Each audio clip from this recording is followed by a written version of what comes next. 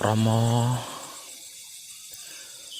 nyuwun pangestu lan pengayoman kanthi teguh rahayu slamet.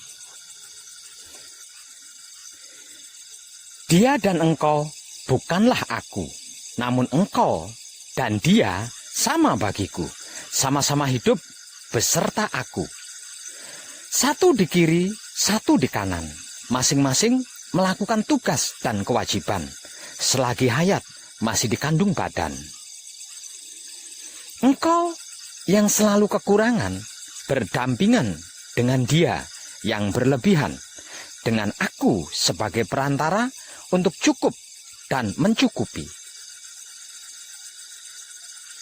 Engkau adalah tangan kiriku dan dia adalah tangan kananku. Aku adalah cakra otakmu yang merencanakan segala sesuatu.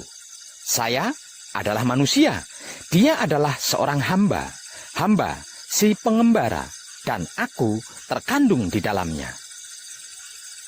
Maka adalah saya terdiri dari engkau, aku, dan dia. Satu, namun sebenarnya tiga. Jika dipelajari sampai sedalam-dalamnya, bunyinya tiga, namun nyatanya satu bagiku. Begitulah pemecahanku yang menghasilkan pemisahan antara jiwa dan raga. Gerak datang dari aku, yang menggerakkan dia, dan yang bergerak ialah saya. Dengan ini, maka coba terangkanlah padaku, siapa sebenarnya sejatiku ini?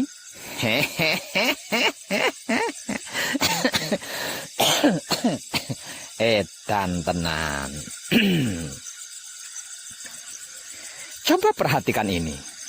Aku bertahta atau bersinggasana di dalam Baitul Makmur atau cakra otak yang berada di dalam kepala Adam. Di dalam kepala ada otak atau ubun-ubun. Di dalam ubun-ubun ada manik. Di dalam manik ada budi. Di dalam budi ada nafsu. Di dalam nafsu ada sukma. Di dalam sukma ada rasa. Di dalam rasa ada aku.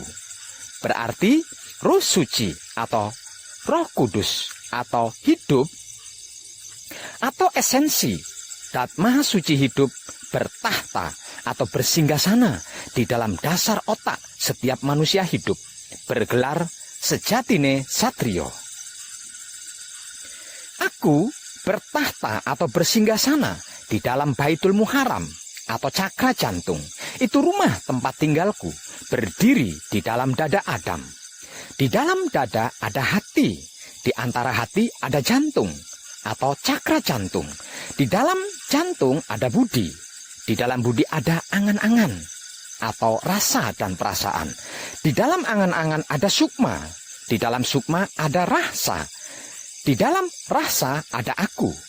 Berarti Roh Suci atau Roh Kudus atau hidup atau esensi Dat Maha Suci hidup bertempat tinggal di dalam dasar jantung setiap manusia hidup, bergelar satrio sejati. Aku bertahta atau bersinggasana di dalam Baitul Muqaddas atau Baitul Maqdis atau cakra kelamin yang merupakan tempat suciku yang berada di dalam kelamin Adam. Di antara kelamin atau penis atau kontol ada pelir atau peler atau cakra kelamin. Di dalam pelir atau peler ada nutfah atau mani. Di dalam mani ada madi. Di dalam madi ada wadi. Di dalam wadi ada manikem. Di dalam manikem ada rasa. Di dalam rasa ada aku. Berarti Roh Suci atau Roh Kudus atau hidup atau esensi Dat Maha Suci hidup ada di dalam kelamin setiap manusia hidup, bergelar Putra Rama. Sesungguhnya seluruh sukma atau anasir, termasuk anasirnya hewan dan tumbuhan, itu berasal dari cahaya atau Nur Muhammad atau Roh Suci atau Roh Kudus atau hidup. Aku berasal dari nur atau cahaya Maha Suci hidup, dan semua yang ada di alam semesta ini berasal dari cahayaku. Aku adalah bapak dari segala sukma atau anasir, dan bapakku adalah Dat Maha Suci hidup. Sukma atau anasir adalah merupakan pembatas daripada al-haq, seperti halnya jasad atau raga yang merupakan pembatas daripada hidup dan maha hidup. Dengan ini berarti sesungguhnya seluruh apapun di dunia ini adalah pakaian daripada ruh. Seperti halnya cahaya matahari. Mataharinya satu, akan tetapi cahayanya memasuki setiap jendela serta menerangi setiap ruangan. Sebenarnya ruh tidak masuk ke dalam raga, akan tetapi seperti penunggang kuda, dan raga adalah kuda. Gerakan ruh dan raga adalah seperti gerakan dari tangan dan anak kunci, terjadi serempak, seperti gerakan kereta kencana yang ditarik 4 ekor kuda dengan 1 kusir, juga terjadi serempak. Di dalam rasa ada aku.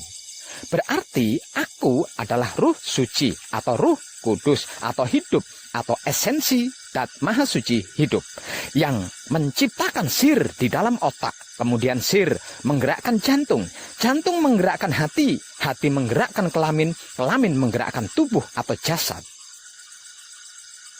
Urut-urutannya seperti ini: hidup, otak, hati, kelamin, tubuh atau wujud, atau ruh, sir, dat, sifat, jasad, atau rasa, rasa, krasa, rumangsa, ngerasa ake, jadi. Romo, ketika tangan melempar sesuatu, bukan tangan yang melempar sesuatu itu, melainkan aku, ya ruh suci atau ruh kudus atau hidup atau esensi Dat Maha Suci hidup. Sesungguhnya ruh suci atau hidup adalah urusan Maha Suci hidup. Arti maksudnya ruh suci atau hidup manusia serta segala macam ruh atau hidup lainnya adalah merupakan rahasia Dat Maha Suci hidup. Ketika di alam arwah atau alam sukma, ruh manusia bersama para ruh lainnya termasuk ruh para malaikat atau para dewa-dewi bisa berkomunikasi langsung dengan Dat Maha Suci hidup setiap saatnya. Sebagaimana pada awalnya kejadian ruh yang berikrar kepada Maha Suci hidup, tak kala Maha Suci hidup bertanya kepada para ruh tersebut, "Bukankah aku adalah Tuhanmu?" Kemudian para ruh menjawab, "Benar, kami bersaksi ya Tuhanku." Hal ini membuktikan bahwa seluruh ruh bisa berkomunikasi dengan Dat Maha Suci hidup. Kutiupkan ruhku kepada jasad. Kemudian ruh masuk ke dalam jasad sambil membawa amanah dari Maha Suci hidup. Apakah amanah itu? Tak lain dan tak bukan adalah tugas untuk hidup di dunia seperti apa dan sebagai apa. Sesungguhnya telah kami tawarkan amanah kepada langit, bumi, dan gunung-gunung. Akan tetapi mereka semua enggan memikulnya karena takut mengkhianatinya. Namun manusia bersedia memikulnya karena manusia sungguh zalim dan bodoh. Romo, karena dunia merupakan tempat pembelajaran bagi ruh, maka ruh diturunkan ke dunia dengan tugas sebagai apa dan peran apa di kehidupan dunia ini. Pada awalnya saya meyakini bahwa setelah lepas dari belenggu tubuh, hidup akan secara otomatis dan tanpa proses bisa langsung kembali kepada asalnya. Ternyata tidak, karena kalau gagal mencapai kesempurnaan hidup, hidup akan masuk dan tinggal di alam penantian bersama para ruh-ruh lainnya, termasuk para malaikat atau dewa-dewi. Sedangkan sukma yang awalnya adalah 4 anasir masuk dan tinggal di dalam pengadilan. Di setiap saatnya, para ruh selalu memohon kepada Dat Maha Suci hidup, "Ya Tuhanku, kembalikanlah aku ke dunia agar aku dapat melakukan perkara yang aku lalaikan." Dan Maha Suci hidup menjawab, "Tidak, itu hanya alasan belaka. Di belakang kalian ada tabir yang menghalangi kalian sampai hari kalian dibangkitkan." Para ruh tetap berusaha memohon, "Sekiranya kami dapat kembali ke dunia lagi, Ya Tuhanku, niscaya kami akan menjadi orang-orang yang beriman. Dan Maha Suci Hidup menjawab, sesungguhnya hal ini menjadi keterangan yang nyata, namun kalian tidak mau percaya. Namun tidak sedikit permohonan para ruh ini terkabulkan. Dan inilah yang disebut sebagai reinkarnasi, yaitu lahir kembali ke dunia dengan wujud yang berbeda dan sebagai apa yang berbeda pula.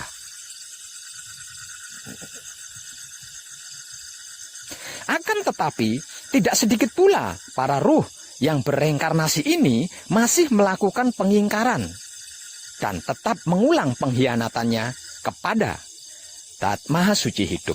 Namun, Maha Suci Hidup tetap adil lagi bijaksana.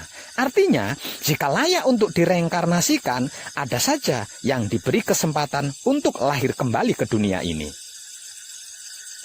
Para kadang kinasiku sekalian, apa yang saya uraikan tadi tidak akan mudah untuk dimengerti dan dipahami bagi orang-orang yang belum pernah bertemu dan menyaksikan sendiri sucinya dirinya sendiri.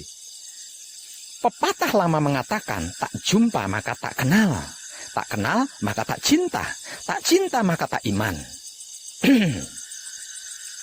Berikut ini adalah titik terkecil tentang alam semesta seisinya, atau Kanjeng Rama Sejati Gusti Prabu Heru Cokrosemono, yang selama proses perjalanan sejarah dunia belum ada yang mengungkapnya secara umum, terbuka dan universal, entah karena takut atau karena ada intrik di dalamnya, atau Romo, cinta kepada Zat Maha Suci Hidup semata, dan cinta kasih sayang yang sesungguhnya adalah rahasia Zat Maha Suci Hidup itu sendiri. Sebab cinta kasih sayang adalah gerak-gerik Ruh Suci atau Roh Kudus atau hidup atau esensi Zat Maha Suci Hidup. Karenanya dibutuhkan kesadaran rasa untuk itu.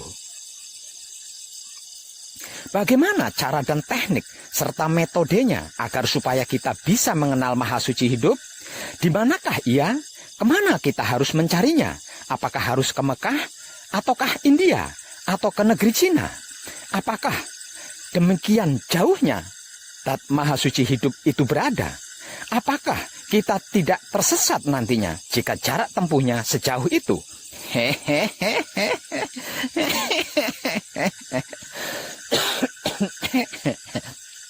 Edan tenan bro. Tidak ada satu ayat pun yang mengatakan Zat Maha Suci Hidup itu ada di Mekah, atau India, atau Cina, atau di Jawa, dan lain sebagainya. Coba perhatikan ini. Aku dekat, lebih dekat aku daripada urat leher. Zat Maha Suci Hidup meliputi segala sesuatu. Dia bersamamu dimanapun kamu berada. Dia telah mengutus seorang utusan di dalam dirimu. Di dalam dirimu, apakah engkau tidak memperhatikan Zat Maha Suci Hidup menempatkan diri antara manusia dengan Zatnya? Di dalam diri manusia ada cahaya yang maha melihat. Maha Suci akan membimbing dengan cahayanya. Dengan cahayanya bagi siapa yang dia kehendaki, yaitu ruhnya sendiri, yang tak lain dan tak bukan adalah hidup. Hidup yang memberi kehidupan kepada kita dari awal hingga sekarang ini. Di dalam setiap rongga anak Adam, aku ciptakan suatu mahlige yang disebut dada. Dalam dada ada kolbu. Di dalam kolbu ada fuad. Dalam fuad ada sagofa. Di dalam sagofa ada sir. Di dalam sir ada aku. Tidakkah kau perhatikan itu? Aku tidak berada di bumi. Aku tidak berada di langit. Aku berada di dalam hati orang-orang yang beriman. Apa dan bagaimana itu iman? Pasrah hanya kepadanya, menerima keputusannya, mempersilahkan kuasanya, merasakan kenyataannya, menebar cinta kasih sayangnya, bukan yakin atau percaya. Untuk apa kita yakin dan percaya kalau tidak pernah pasrah kepadanya, menerima keputusannya, mempersilahkan kuasanya, merasakan kenyataannya, dan menebar rasa cinta kasih sayangnya. Oleh karena itu, wajar dan masuk akal kan? Bila ahli laku dan para sufi mengatakan bahwa kolbu mukmin baitullah. Itulah Baitullah yang sejati, tidak dibuat dari batu atau bata, atau semen dan tanah, melainkan buatan Zat Maha Suci hidup itu sendiri yang harus kita bersihkan dan kita jaga kebersihannya agar supaya tidak dijadikan tempat sampah dan sarang seton-seton dan iblis. Bila Baitullah dibuat dari batu dan bata atau semen atau tanah, lalu Maha Sucinya seperti apa? Seperti artis atau selebritis, berdasi, bergincau begitu? Barang siapa mengenal dirinya, maka dia mengenal Tuhannya. Barang siapa mengenal Tuhannya, maka dia merasa dirinya bodoh. Barang siapa mencari Tuhan keluar dari dirinya sendiri, maka dia akan tersesat semakin jauh. Sungguh, 45 tahun aku berkelana, mengelilingi jagat raya, mencari Tuhan ke berbagai belahan penjuru dunia hingga payah dan berputus asa. Akhirnya saya menjumpai di dalam rumahku sendiri. Rumah yang mana? Aku menatap pikiranku sendiri. Kulihat kotoran ada di sana. Lalu aku bersihkan kotoran itu dan di sana kulihat dia. Aku menatap hatiku sendiri. Kulihat kemelekatan ada di sana. Lalu aku lepaskan kemelekatan itu dan di sana kulihat dia lagi. Aku menatap kelaminku sendiri. Kulihat kotoran ada di sana. Lalu aku bersihkan kotoran itu dan di sana kulihat dia. Dia tidak berada di tempat lain selain 3 tempat tersebut, yaitu Baitul Makmur alias otak atau pikiran, Baitul Muharram alias hati atau batin, Baitul Muqaddas alias kelamin atau syahwat. Apakah kurang jelas atau tidak jelas? Tidak ada cara dan teknik serta metode lain selain membersihkan lalu menjaga kebersihan pikiran, batin, dan syahwat. Tidak ada jalan lain selain jujur. Selain jalur pikiran yang bersih, batin yang bersih, dan syahwat yang bersih. Percayalah, segala sesuatu itu ada pembersihnya. Pembersih diri adalah wahyu pancagaib yang diibadahkan menggunakan sifat dan sikapnya wahyu pancagaib itu sendiri, yaitu wahyu pancalaku atau iman. Apapun yang tertulis di dalam Alkitab, rontal dan kertas itu benar semuanya, tidak perlu dirisaukan. Namun dalam kenyataannya mencari dan untuk mengenal Zat Maha Suci hidup bukan perjalanan ke Mekah, ke India, ke Cina, dan lain-lain sebagainya. Mencari Zat Maha Suci hidup agar supaya bisa mengenalnya adalah perjalanan melalui penelusuran tanda-tandanya untuk menuju kepadanya, mulai dari alam lahiriah hingga ke alam batinnya, yaitu laku murni menuju suci, yang kemudian laku suci menuju abadi, atau Isra Mi'raj. Disadari atau tidak disadari, sesungguhnya manusia itu dalam keadaan tidur. Ketika mati, baru dia terbangun. Untuk hal ini harus bisa mati sebelum mati. Mati sak njerone ngurip maksudnya. Agar supaya kesadaran ruh sucinya bangkit untuk berkomunikasi dengan Zat Maha Suci hidup. Hanya dengan ini, seseorang bisa membaca kitab yang kekal yang berada di dalam dirinya sendiri. Dan hanya dengan manekung, hal ini bisa dilakukan. Namun sayang, tinggal beberapa saat lagi manekung akan usai. Sebetulnya, semua jiwa atau sukma atau 4 anasir sudah diasmo sejak awal, atau dibaptis, atau dibaiat ketika bersaksi atau bersahadat, dan suci adanya. Karena dia adalah esensi ilmu Zat Maha Suci hidup. Setelah aku sempurnakan kejadiannya, lalu aku tiupkan ruhku ke dalamnya. Namun, setelah turun ke dunia untuk mengemban amanah atau laku kehidupan di dunia, lalai bahkan lupa akan amanah atau laku tersebut, bahkan berusaha mengekang dan menguasai ruh suci atau roh kudus atau hidup yang seharusnya berdikari memerintah 4 anasir atau sukma untuk menjalankan amanah atau laku di kehidupan dunia. Sebab itu manusia dijuluki sebagai insan yang artinya lalai.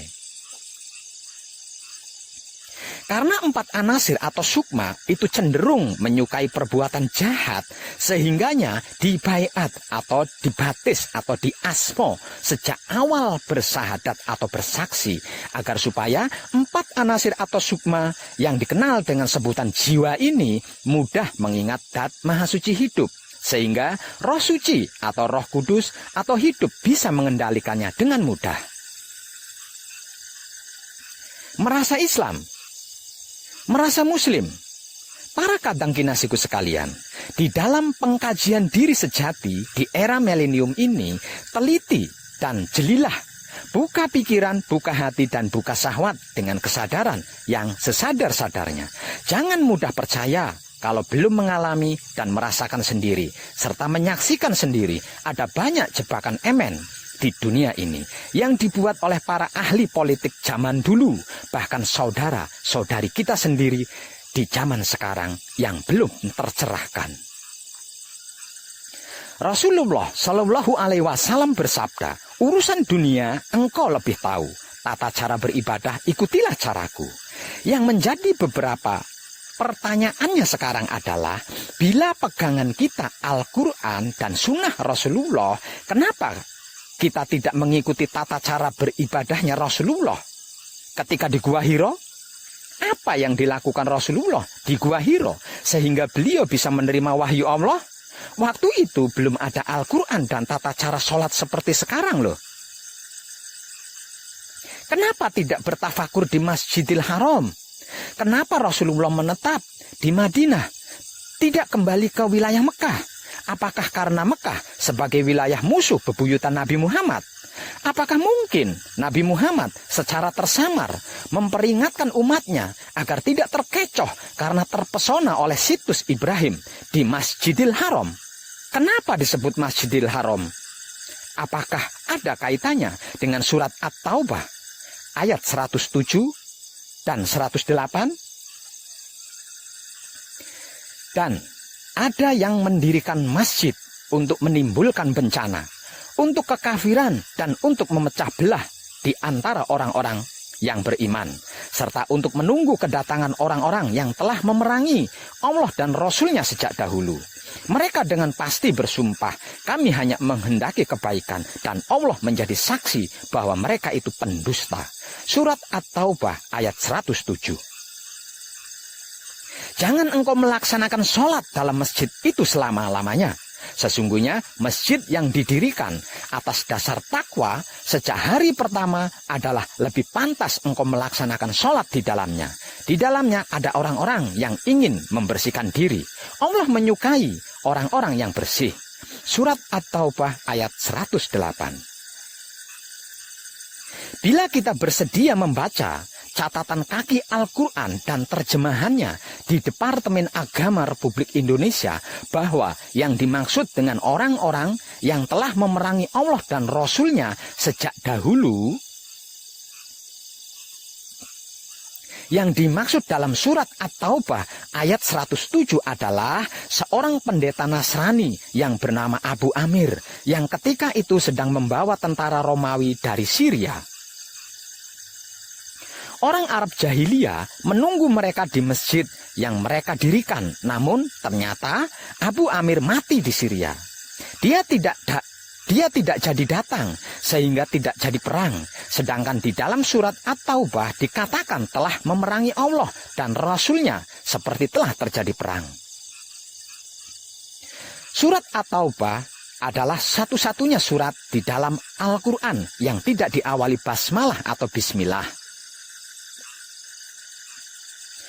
Surat At-Taubah menceritakan kemusyrikan dan kemunafikan orang-orang Arab jahiliyah, bukan mengisahkan perang dengan kaum Nasrani. Para pendeta Nasrani di Madinah sudah beriman kepada Allah dan mengakui kerasulan Muhammad Sallallahu Alaihi Wasallam. Di kota Madinah pada zaman itu, golongan Yahudi, Nasrani, dan golongan Islam hidup berdampingan. Madinah artinya madani, mapan. Apakah mungkin pendeta Nasrani Abu Amir yang sudah beriman kepada Allah mau bersekutu dengan golongan penyembah berhala?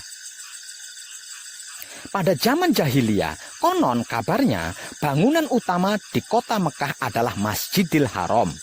Bangunan serbaguna selain untuk kegiatan ibadah juga dipergunakan untuk kegiatan lain seperti untuk berkumpul, untuk bertransaksi, bisnis, dan lain sebagainya. Konon sejarahnya, sewaktu perang Badar, Masjidil Haram itu dipergunakan oleh kaum musyrikin untuk menghimpun kekuatan serta dipergunakan untuk menunggu pasukan yang memerangi Allah dan Rasul-Nya. Pertanyaan berikutnya,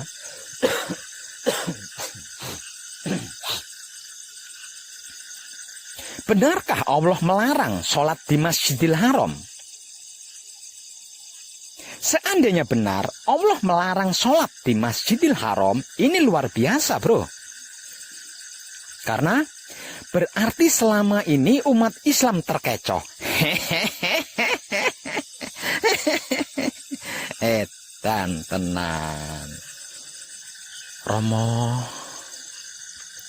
Para kadang kinasiku sekalian, coba renungkan ini. Seandainya saya sebagai ustadz atau kiai, seandainya saya sebagai guru atau seorang pembimbing, lalu saya mengajarkan hal yang salah, kemudian digugu atau dipercaya, diyakini, atau ditaati dan ditiru, maka kesalahan itu akan terus berlanjut dari generasi pertama ke generasi berikutnya. Lalu pertanyaannya, bagaimana dengan dosanya saya? Katakanlah, bagaimana pendapatmu jika itu datang dari sisi Allah, kemudian kamu mengingkarinya? Siapakah yang lebih sesat daripada orang yang selalu berada dalam penyimpangan yang jauh? Maka siapakah yang lebih jahat dari orang-orang yang mendustakan ayat-ayat Allah dan berpaling daripadanya? Akan kami beri ganjaran pada mereka yang berpaling dari ayat-ayat kami dengan seburuk-buruknya siksaan. Begitulah Allah berfirman di dalam Al-Quran. Ngeri banget ya.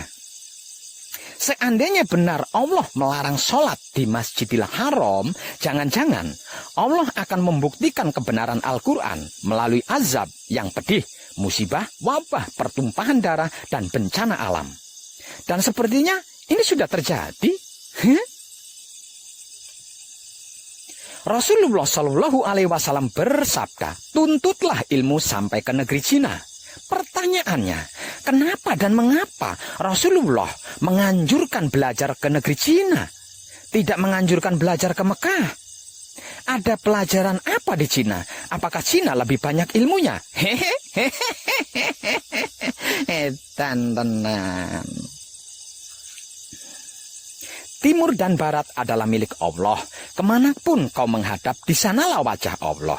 Begitulah surat Al-Baqarah ayat 115 di dalam Al-Quran menjelaskan. Kenapa diharuskan hanya menghadap ke Barat? Kalau tidak, dianggap kafir, musyrik, syirik. Sedangkan ayatnya berkata begitu. Ada apa ini? Mengapa selama ini kita tidak pernah berpikir hingga ke hal pertanyaan ini? Apa karena kebodohan kita? Atau karena takut, lalu terpaksa diam? Atau ego, pamrih, arogan kitalah yang senantiasa menghadapkan wajah kita ke barat dan melupakan wajah timur, utara, dan selatan. Sehingganya pikiran, hati, dan syahwat kita buta, tidak pernah melihat cahaya yang terbit dari timur. Ataukah mungkin karena Rasulullah sangat arif ya, sehingga bisa memprediksi bahwa sepeninggalan beliau akan muncul kembali kemusyrikan-kemusyrikan di Mekah yang kemudian meluas hingga ke Jawa Dwipa. Lupa atau memang tidak tahukah sabda Rasulullah bahwa kelak sepeninggalan beliau umat Islam pun akan terpecah belah menjadi sekian.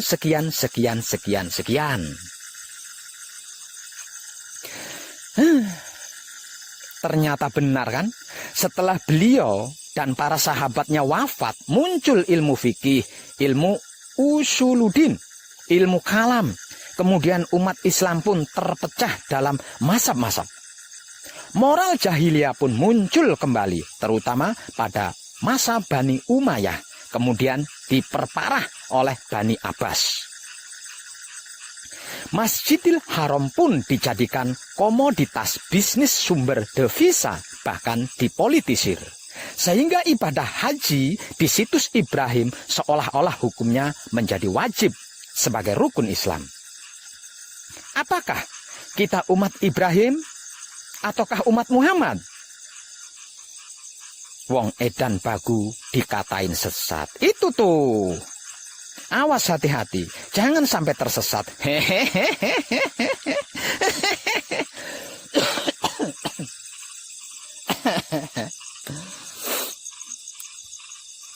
Edan tenan. Barang siapa mengenal dirinya, maka dia mengenal Rabb-nya. Barang siapa mencari Allah keluar dari dirinya sendiri, maka dia akan tersesat semakin jauh. Berarti bila kita mencari Allah ke Mekah, India, Cina, Inggris, Jawa, apakah akan tersesat? Adakah ayat-ayat Al-Quran dan kitab-kitab yang lain yang menyatakan Tuhan ada di Mekah, India, Cina, Inggris, Jawa, dan lain-lain? Sucikanlah rumahku, janganlah kamu mempersekutukan aku dengan apapun. Sucikanlah rumahku, rumahku yang dimaksud tidak dikatakan di Mekah, India, Cina, Inggris, Jawa, dan lain-lain sebagainya. Yang pasti, kita tidak boleh mempersekutukannya dengan apapun. Dan yang jelas, aku bertahta di dalam Baitul Ma'mur yang berada di dalam kepala Adam. Aku bertahta di dalam Baitul Muharram. Itu rumah tempatku berdiri di dalam dada Adam. Aku bertahta di dalam Baitul Muqaddas atau Maqdis yang merupakan tempat suciku yang berada di dalam kelamin Adam. Apakah ini kurang jelas atau tidak jelas? Bila Baitullah atau rumah Tuhan dibuat dari batu atau bata atau beton atau semen atau tanah, lalu Allahnya seperti apa? Lagi pula, apakah ini tidak mempersekutukan Allah? Apakah ini tidak musyrik? Allah menciptakan jin dan manusia agar beribadah hanya kepadanya. Dan khusus untuk yang disebut manusia, aku ciptakan manusia dengan cara yang sempurna. Karena penciptaannya sempurna, berarti bahan dasarnya juga pasti sempurna kan? Yaitu Dat yang maha sempurna. Setelah aku sempurnakan kejadiannya, aku tiupkan ruhku ke dalamnya. Berarti Dat Allah bersemayam di dalam setiap ciptaannya, terutama di dalam diri manusia. Baik mata belo maupun mata sipit, hidung mancung maupun pesek, kulit hitam, putih, coklat maupun kuning atau abu-abu sekalipun. Tidakkah terpikirkan hal ini oleh kita selama ini? Katanya kita cerdas. Kalau dibilang dungu, goblok, bodoh, tidak mau, marah. Maunya dikatain super cerdas. Kecerdasan pikiran kita tidak sampai di kebagian ini. Lalu apa gunanya? Apa manfaatnya? Para kadang kinasiku sekalian, Dat Allah bisa berada di dalam semua makhluk ciptaannya. Misalnya di dalam bunga yang berwarna-warni, sehingga tampak indah. Dat ilahiyah menjadi tersembunyi di dalam semua makhluk ciptaannya, seperti halnya biji gandum. Setelah menjadi roti, biji gandumnya tidak tampak lagi, namun dat gandumnya tetap ada tersembunyi di dalam roti. Iya apa iya, hayo? Di sisi lain, Dat Allah meliputi segala sesuatu. Berarti alam semesta termasuk planet bumi kita ini, tempat kita berada ini, ada di dalam jubah Allah. Kita semua tenggelam atau bakok dalam Tuhan. Bila jubah Allah itu bulat seperti bola, maka kita semuanya seperti berada di dalam bola. Yang kemanapun kita menghadap, baik ke kiri, ke kanan, ke atas maupun ke bawah, di sanalah wajah Allah. Dia ada di mana-mana, namun dalam keesaannya, dia tidak kemana-mana. Percayalah. Di dalam setiap rongga dada anak Adam, aku ciptakan suatu mahlike yang disebut dada. Dalam dada ada kolbu, dalam kolbu ada fuad, dalam fuad ada sagofa, dalam sagofa ada sir, di dalam sir ada aku, tempat aku menyimpan rahasia. Aku tidak ada di bumi, aku tidak ada di langit, tapi aku berada di dalam kolbu mukmin yang benar. Iqra kitab bako, kafa binapsika al yauma alaika hasbi. Bacalah kitab yang kekal, saudara-saudariku, yang senantiasa dimuliakan Allah. Bacalah kitab yang kekal yang berada di dalam diri kalian sendiri, agar terbuka seluruh hisab. Allahu batinul insan, al insanu dohirullah. Allah itu batinnya manusia. Manusia adalah wujud realitasnya Allah. Al insanu siri wa ana siruhu. Rahasia kalian adalah rahasiaku. Laya firalahu goirullah. Yang mengenal Allah hanya Allah. Arabtu robbi birobbi. Aku mengenal Tuhan melalui Tuhan. Romo ma'araf naka hakko ma'rifataka.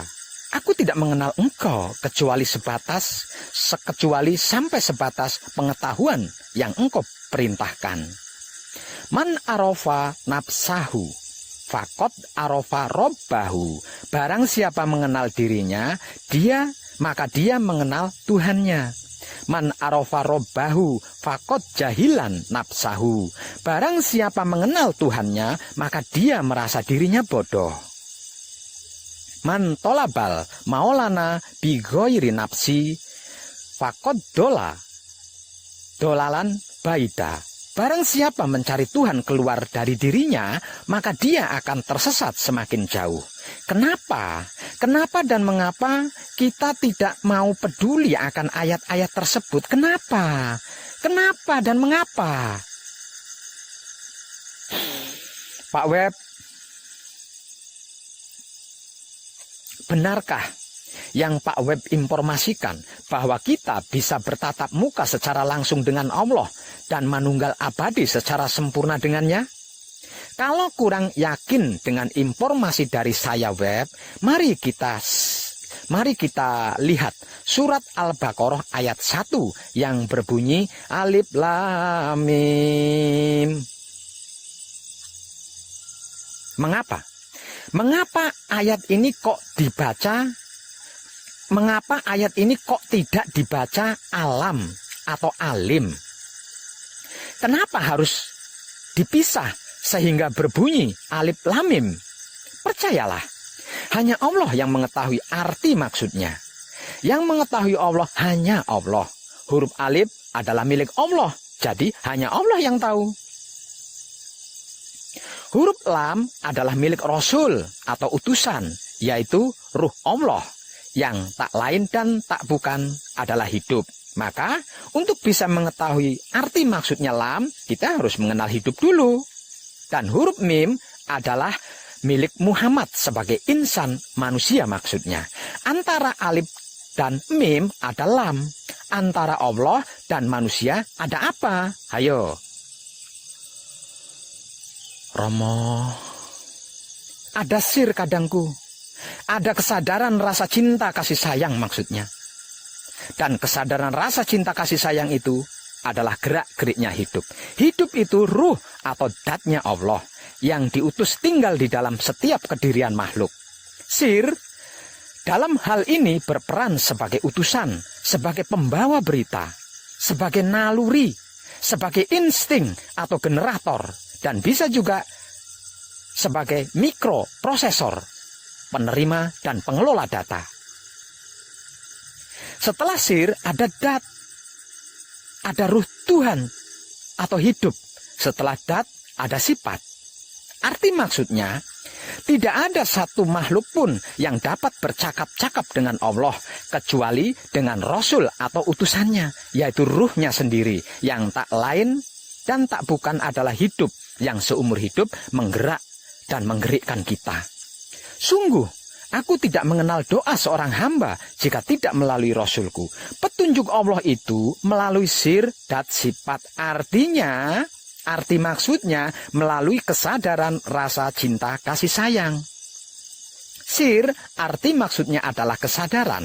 Dat arti maksudnya adalah rasa. Sifat arti maksudnya adalah cinta kasih sayang. Jadi sir dat sifat itu adalah kesadaran rasa cinta kasih sayang.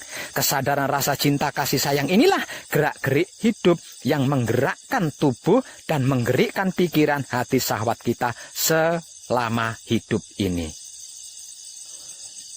Romo, bukan melalui bisikan di telinga, bayangan di mata, serta halusinasi di angan-angan. Jadi, bila ingin berjumpa dan manunggal dengan Tuhan, hancur luluhkan dulu dirimu sendiri dari keakuan ego pamrih arogan kita. Tutup seluruh panca indera, khususnya mata dan telingamu, alias nonaktifkan pikiran, hati, dan syahwat. Seperti yang teramat sering saya informasikan di hampir video-video saya di Putra Romo channel ini. Hanya dengan begitu, keakuan Tuhan, yaitu ruh Tuhan atau hidup di dalam diri kita akan muncul memperlihatkan jamalnya. Aku dan aku saling bertemu dan berdialog.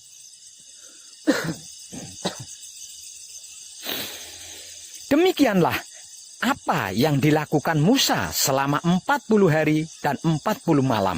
Sehingga Musa bisa menerima wahyu 10 perintah Tuhan. Demikian juga Nabi Muhammad Sallallahu Alaihi Wasallam ketika di Gua Hiro hingga menerima wahyu berturut-turut termasuk Al-Quran. Ngapain Rasulullah Sallallahu Alaihi Wasallam di Gua Hiro? Apa saja yang dilakukannya? Sabda Rasulullah Sallallahu Alaihi Wasallam, segala sesuatu ada pembersihnya. Pembersih kolbu adalah dzikir. Apa itu kolbu? Kolbu adalah bagian dalam pikiran, hati, dan syahwat yang tidak tersentuh oleh noda kemelekatan. Apa itu dzikir? Dzikir adalah berasal dari kata dzakara atau yadukur yang memiliki arti perbuatan dengan lisan seperti menyebut atau menuturkan atau mengatakan sesuatu agar supaya selalu ingat, tidak lupa maksudnya. Jadi, dzikir kolbu itu berarti maksud mengingat dengan pikiran yang bersih, menyebut dengan hati yang bersih, dan memuji dengan syahwat yang bersih secara berulang-ulang atau terus-menerus alias tiada henti. Siapa yang disebut, apa yang diingat, apa dan siapa yang dipuji, tak lain dan tak bukan hanya Dat Maha Suci hidup, bukan yang lain selain itu.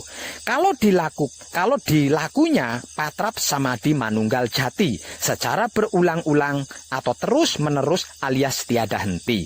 Manusia itu sesungguhnya dalam keadaan tidur, ketika mati baru dia terbangun. Begitulah sabda Nabi Muhammad Sallallahu Alaihi Wasallam. Artinya, untuk bisa manunggal jati harus bisa mati sebelum mati terlebih dahulu, agar supaya kesadaran ruhnya atau hidupnya bangkit, sehingga bisa berkomunikasi dengan Dat Maha Suci hidup.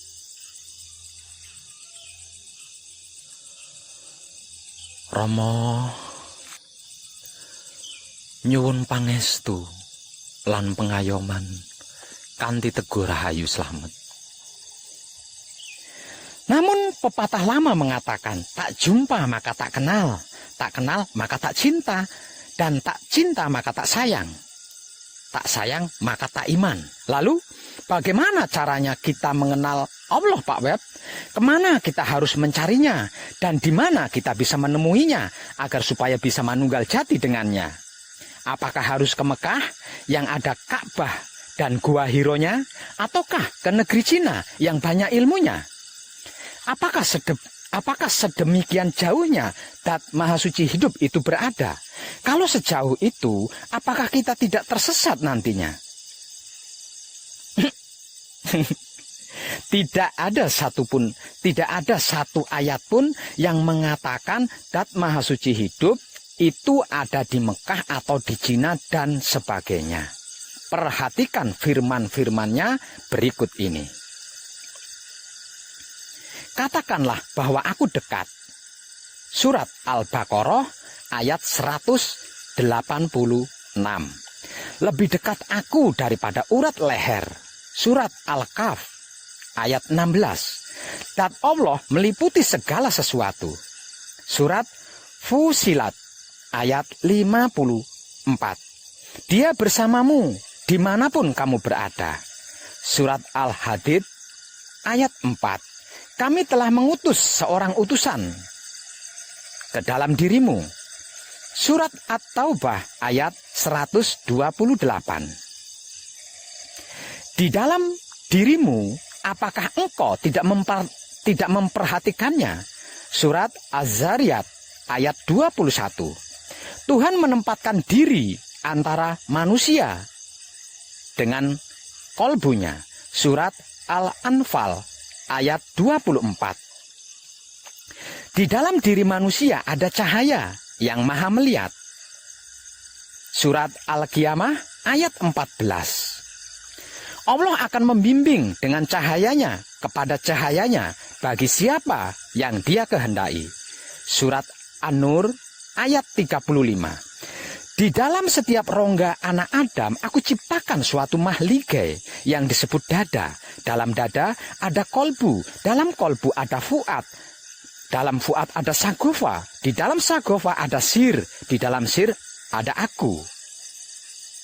Aku tidak berada di bumi, aku tidak berada di langit, tapi aku berada di dalam hati orang-orang yang beriman. Aku bertahta di dalam Baitul Makmur yang berada di dalam kepala Adam. Di dalam kepala ada otak atau ubun-ubun. Di dalam ubun-ubun ada manik. Di dalam manik ada budi. Di dalam budi ada nafsu. Di dalam nafsu ada sukma. Di dalam sukma ada rahsa. Di dalam rahsa ada aku. Aku bertahta di dalam Baitul Muharram, itu rumah tempatku, berdiri di dalam dada Adam. Di dalam dada ada hati. Di antara hati ada jantung. Di dalam jantung ada budi. Di dalam budi ada angan-angan. Di dalam angan-angan ada sukma. Di dalam sukma ada rasa. Di dalam rasa ada aku. Aku bertahta di dalam Baitul Muqaddas atau Maqdis yang merupakan tempat suciku yang berada di dalam kelamin Adam. Kelamin maksudnya adalah penis atau kontol. Di antara penis atau kontol ada pelir atau peler. Di dalam pelir atau peler ada nutfah atau mani. Di dalam mani ada madi. Di dalam madi ada wadi. Di dalam wadi ada manikem. Di dalam manikem ada rasa. Di dalam rasa ada aku. Itulah Baitullah yang sejati. Tidak dibuat dari batu atau bata, atau semen atau tanah, tapi dibuat Allah itu sendiri yang harus kita bersihkan. Lalu kita jaga kebersihannya agar supaya tidak dijadikan sarang setan dan iblis-iblis. Edan tenan. Barang siapa mengenal dirinya, maka dia mengenal Tuhannya. Barang siapa mengenal Tuhannya, maka dia merasa dirinya bodoh. Barang siapa mencari Tuhan keluar dari dirinya sendiri, maka dia akan tersesat semakin jauh. Konon kabarnya, ini bukan hadis Rasulullah, namun dipopulerkan oleh Al-Ghazali.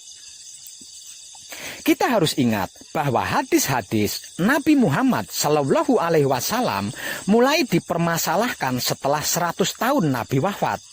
Waktu itu mulai tampak adanya gejala-gejala pemalsuan hadis yang muncul di wilayah sebelah timur pada saat pemerintahan Umar bin Abdul Aziz sebagai Khulafa Ar-Rasyidin yang kelima. Umar bin Abdul Aziz memerintah Ibnu Syihab As-Suri untuk menghimpun sunnah-sunnah Nabi Muhammad dan membukukannya menjadi beberapa eksemplar. Selanjutnya, Khalifah Umar bin Abdul Aziz mengirimkan satu buku kepada setiap pejabat di wilayah-wilayah kekuasaan Islam. Buku hadis pertama kali muncul setelah 200 tahun Nabi Muhammad wafat melalui perdebatan panjang antar kelompok kepentingan.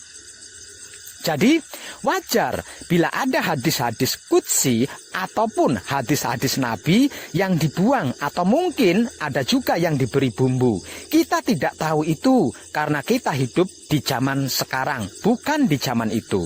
Kenyataannya memang benar, mencari dan mengenal Tuhan bukan perjalanan ke Mekah dan lain-lain, melainkan perjalanan melalui penelusuran tanda-tandanya. Sedangkan untuk menuju kepadanya, mulai dari alam lahiriah hingga ke alam batiniah. Karena Allah adalah al-batin, artinya rumahnya di dalam diri, kitabnya juga berada di dalam diri. Kitab sejati atau guru sejati ada di dalam diri kita. Perhatikan firman Tuhan berikut ini. Rama nyuwun pangestu lan pengayoman kanthi teguh rahayu slamet. Perhatikan firman-firman Tuhan berikut ini. Dialah Jibril yang telah menurunkan Al-Quran ke dalam kolbumu atas izin Allah. Surat Al-Baqarah ayat 97. Al-Quran ini adalah ayat-ayat yang nyata di dalam hati orang-orang yang diberi ilmu dan hanya orang-orang durjana yang mengingkari ayat-ayat kami. Surat Al-Ankabut ayat 49. Dia, Allah, akan memberi petunjuk kepada hatinya. Surat An-Tagabun ayat 11. Sesungguhnya Al-Quran yang mulia berada pada kitab yang terpelihara dan tidak tersentuh kecuali oleh mereka yang disucikan. Surat Al-Waqiah ayat 77, 78 dan 79. Kolbu mukmin, otak, hati dan kelamin itulah Baitullah yang hakiki, yang harus dibersihkan kemudian dijaga kebersihannya secara terus-menerus dan bersungguh-sungguh. Bila pikiran, hati dan kelamin kita bersih, jalan menuju Tuhan terbuka lebar, bebas hambatan. Dan ingat, Allah adalah al-batin.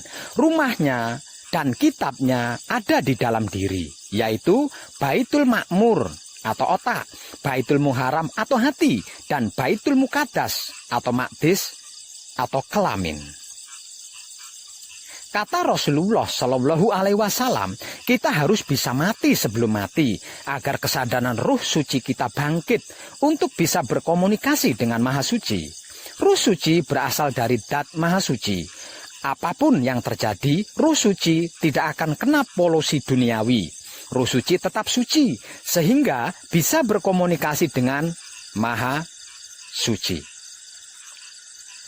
Aku pernah berada di Mekah mencari Tuhan di Baitul Ka'bah, dari Barus ke Kudus hingga payah. Akhirnya aku menatap hatiku sendiri. Di sana kulihat dia, namun terlihat samar. Lalu aku berpikir, apa yang menjadikan samar? Dan aku juga melihatnya di sana, namun juga terlihat samar. Kemudian aku ingin menghapus samar itu, dan aku pun melihatnya di sana. Dia tidak berada di tempat lain selain 3 tempat, yaitu otak atau Baitul Ma'mur, hati atau Baitul Muharram, kelamin atau Baitul Muqaddas. Yang menjadikan dia terlihat samar adalah noda yang mengotori otak, hati dan kelamin. Kemudian segera aku membersihkan 3 Baitullah ini yang ternyata benar tidak berada di tempat lain selain 3 tempat, yaitu otak Baitul Ma'mur, hati Baitul Muharram, kelamin Baitul Muqaddas. Tentang hal ini Rasulullah Shallallahu Alaihi Wasallam berkata, bacalah kitab yang kekal yang berada di dalam diri kalian sendiri. Tentang hal ini Rasulullah Shallallahu Alaihi Wasallam berkata, sesungguhnya manusia itu dalam keadaan tidur, ketika mati baru dia terbangun. Maksudnya harus bisa mati sebelum mati. Tentang hal ini Rasulullah Shallallahu Alaihi Wasallam berkata lagi, urusan dunia engkau lebih tahu, tata cara beribadah ikutilah caraku. Tentang hal ini Rasulullah Shallallahu Alaihi Wasallam berkata juga, berpeganglah pada Al-Quran dan Sunnah. Saya ulangi lagi ya. Yang menjadi pertanyaannya sekarang adalah, kalau pegangan kita Al-Quran dan Sunnah Rasulullah Shallallahu Alaihi Wasallam, kenapa dan mengapa kita tidak mengikuti tata cara beribadahnya Rasulullah ketika di Gua Hiro? Apa yang dilakukan Rasulullah di Gua Hiro sehingga beliau bisa menerima wahyu Allah? Waktu itu belum ada Al-Quran dan tata cara sholat seperti sekarang. Sekarang ada banyak pesantren-pesantren dimanapun tersebar. Namun, apa? Kenapa? Kenapa tidak di Masjidil Haram? Kenapa Rasulullah menetap di Madinah? Tidak kembali ke wilayah Mekah? Apakah karena Mekah sebagai wilayah musuh bebuyutan Nabi Muhammad? Apakah mungkin Nabi Muhammad secara tersamar memperingatkan umatnya agar tidak terkecoh karena terpesona oleh situs Ibrahim di Masjidil Haram? Apakah ada kaitannya dengan surat At-Taubat ayat 107 dan 108? Yaitu, dan ada yang mendirikan masjid untuk menimbulkan bencana, untuk kekafiran, dan untuk memecah belah di antara orang-orang yang beriman, serta untuk menunggu kedatangan orang-orang yang telah memerangi Allah dan Rasul-Nya sejak dahulu. Mereka dengan pasti bersumpah, kami hanya menghendaki kebaikan, dan Allah menjadi saksi bahwa mereka itu pendusta. Surat At-Taubah ayat 107. Jangan engkau melaksanakan sholat dalam masjid itu selama-lamanya. Sesungguhnya masjid yang didirikan atas dasar takwa sejak hari pertama adalah lebih pantas engkau melaksanakan sholat di dalamnya. Di dalamnya ada orang-orang yang ingin membersihkan diri. Allah menyukai orang-orang yang bersih. Surat At-Taubah ayat 108. Mari kita merenung. Mari, kenapa begitu? Mengapa begini? Saudara, saudariku yang dimuliakan Allah, barang siapa mengenal dirinya, maka dia mengenal Tuhannya. Barang siapa mencari Tuhan keluar dari dirinya sendiri, maka dia akan tersesat semakin jauh. Inti dasarnya, bagi seorang muslim, sebagai bahan rujukan untuk mencari dan mengenal Allah di dalam semesta alam adalah firman-firman Allah di dalam Al-Quran dan Sunnah Rasulullah Shallallahu Alaihi Wasallam. Allah menciptakan jin dan manusia agar beribadah kepadanya, dan Allah menciptakan manusia dengan cara yang sempurna. Aku ciptakan manusia dengan cara yang sempurna. Surat At-Tin ayat 4. Berarti bahan dasarnya juga sempurna, yaitu Dat Maha Suci atau Dat yang maha sempurna, yaitu Roh Suci atau Roh Kudus atau Gusti, yang dalam istilah Jawanya berarti maksud guru sejati yang sering saya bahasakan sebagai hidup. Setelah aku sempurnakan kejadiannya, aku tiupkan ruhku ke dalamnya. Surat Al-Hir ayat 29 dan Asyad ayat 72. Berarti Dat Allah berada di dalam diri setiap manusia, baik mata belo maupun mata sipit, hidung mancung, hidung pesek, kulit hitam, kulit putih, coklat maupun kuning. Ada Dat Allah di dalamnya, yaitu Roh Suci atau Ruh Kudus atau Gusti, yang istilah Jawanya berarti maksud guru sejati yang sering saya bahasakan sebagai hidup. Dat Allah juga berada di dalam semua makhluk ciptaannya, misalnya di dalam bunga yang berwarna-warni dan makhluk-makhluk lainnya. Dat ilahiyah menjadi tersembunyi di dalam semua makhluk ciptaannya, seperti halnya biji gandum. Setelah menjadi roti, biji gandumnya tidak nampak lagi, namun dat gandumnya tetap ada tersembunyi di dalam roti. Di sisi lain, Dat Allah meliputi segala sesuatu, berarti alam semesta termasuk planet-planet bumi yang kita tempati ini berada di dalam jubah Allah. Kita semua tenggelam atau bakok di dalam Tuhan. Bila jubah Allah itu bulat seperti bola, maka kita semuanya seperti berada di dalam bola yang kemanapun kita menghadap, baik ke kiri, ke kanan, menghadap ke bawah atau ke atas, di sanalah wajah Allah. Dia ada di mana-mana, namun dalam keesaannya dia tidak kemana-mana. Percayalah, percayalah. Di dalam setiap rongga anak Adam aku ciptakan suatu mahlige yang disebut dada. Dalam dada ada kolbu, dalam kolbu ada fuad, dalam fuad ada sagofa, dalam sagofa ada sir, di dalam sir ada aku, tempat aku menyimpan rahasia. Al-insanu siri wa anna siruhu, rahasia kalian adalah rahasiaku. Allahu batinul insan, al-insanu dohirullah. Allah itu batinnya manusia. Manusia adalah realitas Allah. La yari falahu goirullah, yang mengenal Allah hanya Allah. Arabtu robbi birobi, aku mengenal Tuhan melalui Tuhan. Man arofa nafsahu fakod arofa robbahu, barang siapa mengenal dirinya maka dia mengenal Tuhannya. Man arofa robbahu fakod jahilan nafsahu, barang siapa mengenal Tuhannya maka dia merasa dirinya bodoh. Man tolabal maulana bigoiri nafsi fakod dolalan baida, barang siapa mencari Tuhan keluar dari dirinya, maka dia akan tersesat semakin jauh. Ikro kitabako kafa binapsika al yauma alaika hasbi, bacalah kitab yang kekal yang berada di dalam diri kalian sendiri. Kurang jelaskah? Kurang pastikah?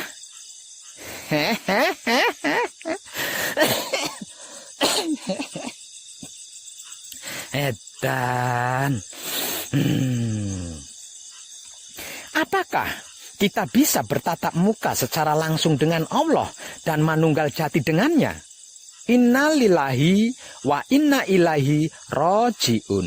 Semua berasal dari Allah dan akan kembali kepada Allah. Kenapa ragu? Kenapa bimbang? Mari kita simak ulang surat Al-Baqarah ayat 1 yang berbunyi Alif Lam Mim. Jika ayat ini kita renungi secara sadar, pasti akan muncul pertanyaan. Pertanyaannya, mengapa tidak dibaca alam atau alim? Kok tulisannya begitu? Kan tulisannya begitu. Kok harus dibaca Alif Lam Mim, tidak alam atau alim? Sesungguhnya hanya Allah yang mengetahui artinya. Yang mengetahui Allah hanya Allah, maka jadilah Allah. Agar supaya mengetahui Allah. Dan tenang. Huruf alif adalah milik Allah. Lam untuk Rasul atau utusan. Yang tak lain dan tak bukan adalah ruhnya sendiri, yaitu ruh suci atau ruh kudus atau Gusti, yang dalam istilah Jawanya berarti maksud guru sejati, yang sering saya bahasakan sebagai hidup. Dan mimnya untuk Muhammad sebagai insan, manusia atau makhluk maksudnya. Antara alif dan mim ada lam. Antara Allah dan manusia ada apa? Ayo. Ada roh suci, ada roh kudus, ada Gusti, yang dalam istilah Jawanya berarti maksud guru sejati, yang sering saya bahasakan sebagai hidup. Inilah jalannya, inilah cara dan tekniknya, inilah jembatannya, inilah metodenya. Tidak ada yang lain selain roh suci atau roh kudus atau Gusti, yang dalam istilah Jawanya berarti maksud guru sejati, yang sering saya bahasakan sebagai hidup. Tidak ada seorang pun yang dapat bercakap-cakap dengan Allah kecuali dengan wahyu atau dari belakang tabir atau dengan mengirimkan utusannya dengan seizinnya. Surat Asy-Syu'ara ayat 51. Mulai hari ini aku buka tabir yang menutupi matamu, maka pandangan matamu akan menjadi tajam. Surat Al-Kahf ayat 22. Tuhan menempatkan diri di antara manusia dengan kolbunya. Surat Al-Anfal ayat 24. Kolbu merupakan titik terendah dari sumbu komunikasi vertikal kepada Allah. Tabir akan menjadi transparan dan akan menjadi kabel penghubung untuk berkomunikasi dengan Allah. Manakala kita bersungguh-sungguh menujunya dengan kebersihan pikiran, hati, dan kelamin yang terjaga kebersihannya. Percayalah, inilah kitab yang tiada diragukan. Suatu petunjuk bagi mereka yang takwa, yaitu mereka yang beriman kepada Allah. Surat Al-Baqarah ayat 2 dan 3. Dialah Jibril yang menurunkan Al-Quran di dalam hatimu. Surat Al-Baqarah ayat 97. Dia, Allah, akan memberikan petunjuk kepada hatinya. Surat At-Tagabun ayat 11. Dan sebutlah Tuhanmu dalam hatimu. Surat Al-Araf ayat 205. Itulah kitab yang kekal yang berada di dalam diri kalian. Itulah Al-Quran sejati yang ada di dalam diri kalian. Itulah guru sejati yang ada di dalam diri kalian sendiri. Kenapa kita menodainya dengan kemelekatan-kemelekatan dan kotoran-kotoran duniawi? Kenapa? Mengapa? Bukankah kita telah membacanya? Lalu kenapa dan mengapa kita melanggarnya? Apabila memang benar-benar bersungguh-sungguh ingin berjumpa dengan Tuhan dan manunggal jati dengannya, tidak perlu apa-apa dan tidak usah kemana-mana. Tidak butuh biaya mahal dan rialat ritual serta bertapa tahun-tahunan. Gratis, bahkan tidak ada undang-undang pajaknya. Cukup bersihkan saja pikiran, hati, dan kelaminmu. Kemudian jagalah kebersihannya agar tidak terkotori lagi. Maka dia sendiri yang akan menjadi jalannya, menjadi caranya, menjadi tekniknya, menjadi jembatannya, dan menjadi metodenya. Kalau sudah begitu, tinggal ngikut saja kan?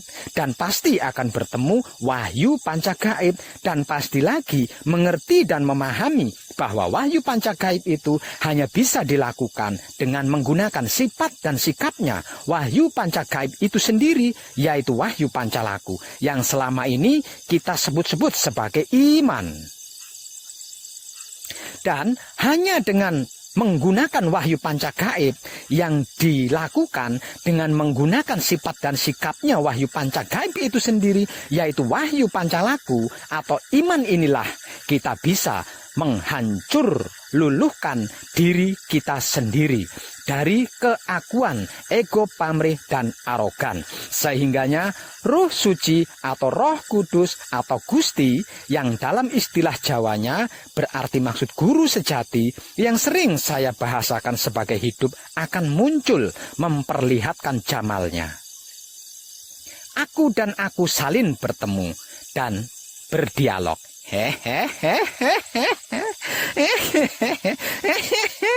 Tenan. Demikianlah apa yang dilakukan Musa selama 40 hari dan 40 malam. Sehingga Musa bisa menerima wahyu 10 perintah Tuhan. Demikian juga yang dilakukan oleh Nabi Muhammad Sallallahu Alaihi Wasallam di Gua Hiro selama 40 hari 40 malam, sehingga menerima wahyu terakhir dari Tuhan.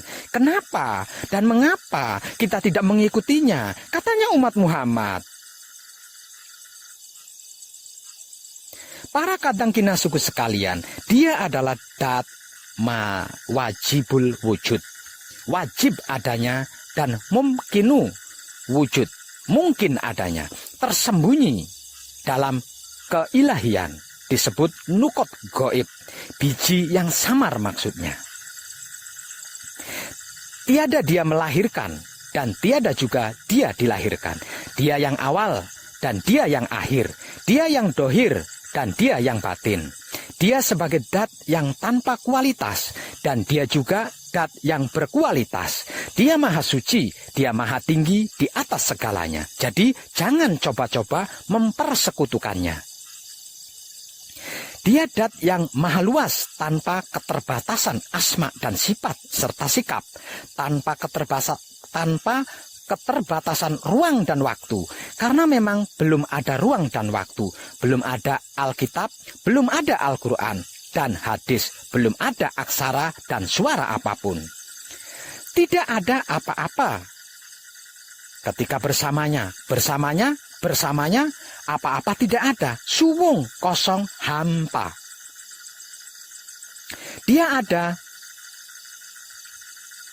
dan tidak ada apa-apa di sekitarnya. Dalam keheningan patrap samadhi, nikmatilah dengan kesadaran rasa keberadaannya di dalam pikiran, hati, dan kelamin yang terjaga kebersihannya. Ketika pikiran kita bersih, tersebut baitul makmur. Ketika hati kita bersih, tersebut baitul muharam.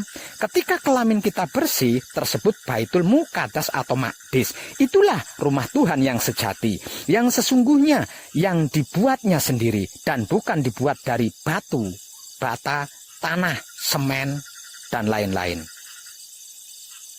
Dia adalah zat mutlak tanpa bentuk, tidak bisa ditanggapi oleh siapapun, tidak terpikirkan oleh akal, tidak terbayangkan dan tidak bisa diketahui oleh pikiran, hati, dan kelamin yang kotor. Dia di luar jangkauan konsepsi.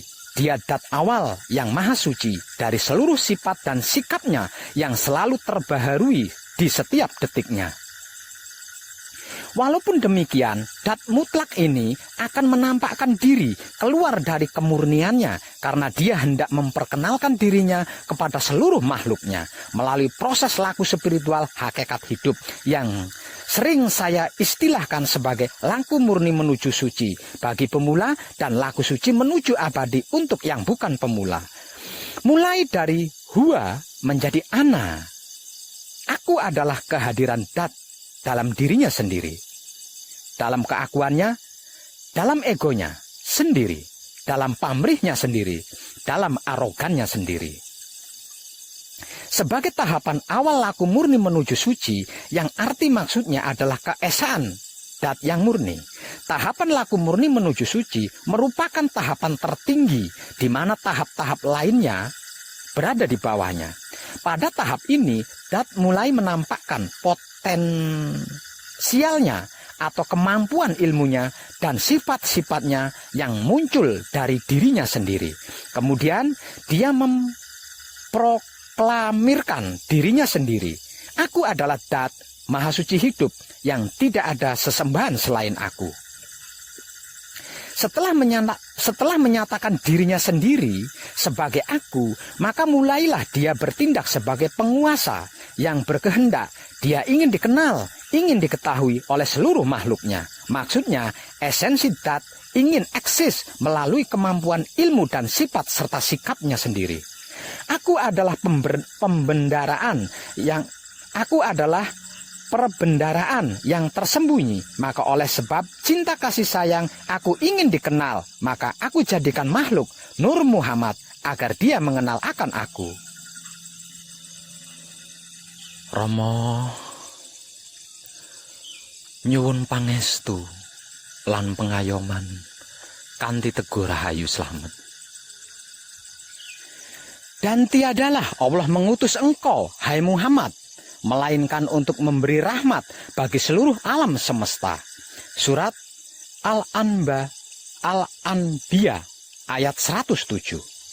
Muhammad yang dimaksud di sini bukanlah ayah seorang anak lelaki di antara kalian, tapi dia adalah Rasul Allah dan penutup para Rasul, dan Allah Maha mengetahui segala sesuatu. Surat Al-Ahzab ayat 40. Ana minurilahi wa kholak kuluhum minuri. Aku berasal dari cahaya Allah dan seluruh alam semesta berasal dari cahayaku. Yang mula-mula dijadikan Allah adalah Nur, nabimu ya Jabir. Dan Allah jadikan dari nur itu segala sesuatu. Dan engkau wahai Jabir termasuk sesuatu itu. Aku memiliki waktu khusus dengan Tuhan, yang di dalamnya tiada lagi malaikat atau rasulnya. Aku sudah menjadi nabi, sedang Adam adalah antara air dan lempung. Akulah bapak dari segala ruh, dan Adam adalah bapak dari segala jasad. Ana Ahmadun bila mim. Aku Ahmad tanpa mim. Aku Ahad. Ana Arabun bila ain. Aku Rab. Cahaya, nur adalah realita atau manifestasi zat Allah untuk menghadirkan atau menyatakan dirinya sendiri, keakuannya dalam keterbatasannya yang pertama. Aku adalah Allah dan tiada Tuhan selain aku. Karena itu sembahlah aku dan dirikan salat untuk mengingatku. Surat Toha ayat 14. Sesungguhnya agama kamu ini satu agama saja, dan aku adalah Tuhanmu, karena itu sembahlah aku. Surat Al-Anbiya ayat 92. Sesungguhnya ini adalah agama kamu semua, agama yang satu, dan aku adalah Tuhanmu, maka bertakwalah kepadaku. Surat Al-Mu'minun ayat 52. Selain menyatakan atau memproklamirkan dirinya sendiri, dia juga mempunyai potensi atau sifat-sifat dan sikap-sikap untuk memanifestasikan dirinya dalam bentuk-bentuk dohir lain. Tahapan ini disebut sebagai manunggal jati atau hakikat penyatuan insani yang sesungguhnya, yang merupakan keterbatasan yang kedua, di mana pada tahapan ini dat bisa dipahami oleh panca indera. Selanjutnya, manunggal jati dalam rinciannya akan sampai menjadi insan kamil, sampai menjadi debu, akhirnya musnah kembali kepada Allah abadi dengan kesempurnaannya yang langgeng. Seperti firman-Nya, segala sesuatu akan musnah kecuali wajahnya. Surat Al-Qasas ayat 88. Tanda-tanda kami di segenap penjuru dan juga di dalam diri mereka. Surat Fusilat ayat 53. Dat Allah meliputi segala sesuatu. Fusilat ayat 54. Di bumi itu terdapat tanda-tanda bagi orang-orang yang iman, dan juga di dalam dirimu. Apakah kamu tidak memperhatikan? Surat Ad-Dariyat ayat 21. Pada tahapan manunggal jati, dat maha suci hidup bisa berada di dalam diri setiap insan, dan dalam sebuah gunung, di dalam sebutir pasir, bahkan di dalam debu sekalipun. Ingat, dia ada di mana-mana, namun tetap dalam keesaannya. Dia tidak kemana-mana. Percayalah. Berdasarkan penjelasan tadi, di dalam memanifestasikan dirinya sendiri untuk keluar dari kemurniannya dan menampakkan dirinya sampai dat bisa dipahami serta bisa diraba, dirasakan secara nyata oleh panca indera adalah melalui 3 tahapan penurunan. Mulai dari dia, laku murni menuju suci. Uluhiyah, dalam keilahian, laku suci menuju abadi. Ahadiyah, menjadi aku, kumpul, nunggal, suci atau kunci. Rama nyuwun pangestu lan pengayoman. Selanjutnya, aku adalah sebagai penguasa yang maha sempurna dan juga sebagai sang pencipta yang maha abadi. Manunggal jati atau sejatinya manunggal. Tahapan manunggal jati adalah merupakan tahapan tertinggi, di mana tahapan di bawahnya yaitu tahapan ahadiyah, keesaan dat, juga disebut sebagai baitul makmur atau pikiran, yang arti maksudnya adalah keesaan dat yang murni sebagai hakikat nur Allah. Tahapan wa'dah, keesaan sifat, biasa juga disebut sebagai Baitul Muharram atau hati, yang arti maksudnya adalah kesatuan dat atau homogen sebagai hakikat Nur Muhammad. Tahapan Wahidiyah, keesaan sikap, biasa juga disebut sebagai Baitul Muqaddas atau Maqdis atau kelamin, yang arti maksudnya adalah kemajemuan dalam kesatuan dat sebagai hakikat nur ilmu Muhammad. Oleh karena itu, ahadiyah, keesaan dat atau Baitul Makmur atau pikiran hakikat nur Allah, wahdah, keesaan sifat atau Baitul Muharram atau hati hakikat nur Muhammad, wahidiyah, keesaan sikap atau Baitul Muqaddas atau kelamin hakikat nur ilmu Muhammad adalah qadim. Maksudnya ahadiyah, keesaan dat, wahdah, keesaan sifat, wahidiyah, keesaan sikap adalah binika tunggal ika yang tidak bisa dipisahkan dan tidak bisa terpisahkan. Ketiganya saling terkait dan mengait. Jika bisa berhasil membersihkan ketiganya dan sukses menjaga kebersihan ketiganya, maka tidak ada apa-apa di sampingnya. Apa-apa pun tidak ada, ruang dan waktu pun tidak ada. Yang ada hanya dat semata-mata. Qiyamuhu ta'ala binafsihi, berdirinya dat dengan sendirinya karena asma dan sifat dan sikap masih tersembunyi di dalam dirinya. Rama nyuwun pangestu lan pengayoman kanthi Teguh Rahayu Slamet. Oleh karena dia ingin dikenal, maka dia keluar dari kemurniannya melalui sifat dan sikapnya yang diletakkan pada setiap kedirian makhluknya. Yang kemudian kalamnya, dia bersabda, kun, jadilah, fayakun, maka jadi. Oleh sebab belum ada apa-apa, apa-apa belum ada selain dia, maka bahan dasarnya dari semua, segala dan seluruh yang diciptanya berasal dari dirinya sendiri. Dari nurnya yang dijadikan nur Muhammad yang disebut juga sebagai jauhar awal dan jauhar akhir, ruh idofi dan wujud idofi. Selanjutnya, nur Muhammad ini merupakan segala sumber bahan baku untuk menciptakan bentuk-bentuk lain-lainnya yang diciptanya, yang dalam rinciannya adalah alam arwah, alam misal, alam asam, dan alam insan sebagai suatu ciptaan yang baru kemudian. Alam arwah adalah tahapan di mana pada tahapan ini para ruh, segala macam jenis ruh yang diciptakan dari nur Muhammad, termasuk ruh manusia biasa, ruh malaikat, ruh hewan, dan tumbuh-tumbuhan terhimpun. Pada tahapan ini, para ruh tersebut sudah berikrar ketika Allah bertanya kepada mereka, bukankah aku Tuhanmu? Kemudian mereka menjawab, benar, kami bersaksi.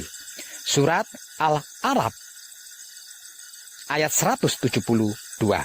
Ayat ini merupakan syahadat awal sebagai ikrar yang pertama dari para ruh ketika masih di alam arwah, dan juga sebagai penjelasan bahwa ruh bisa berkomunikasi dengan Tuhan.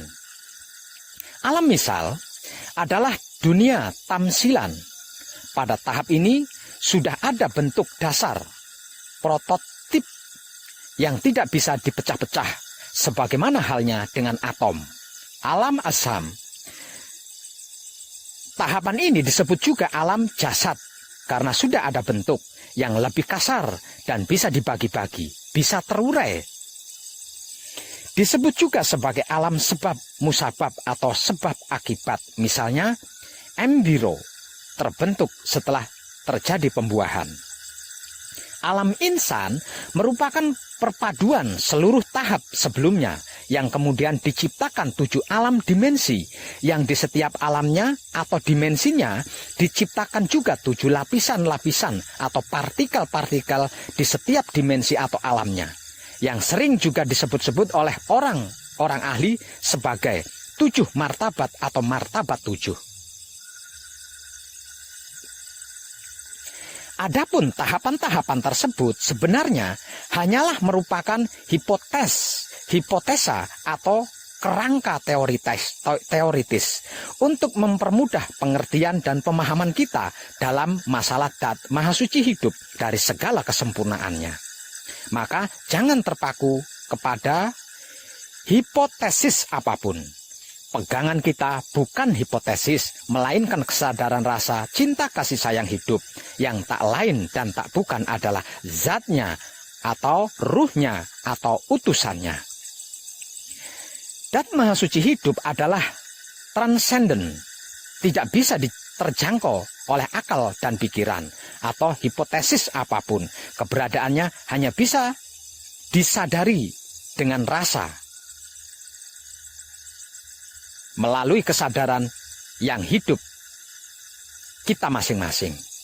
Dengan demikian, manifestasi diri Dat menjadi lengkap, mulai dari kesempurnaan, keabadian dalam keilahian yang tanpa kualitas, tansis, meluas ke penguasaan, rububiyah yang berkualitas, tasbih, sampai kesementaraan, yaitu hakikat insan, mulai dari kecerdasan alam semesta, insan kamil sampai menjadi debu.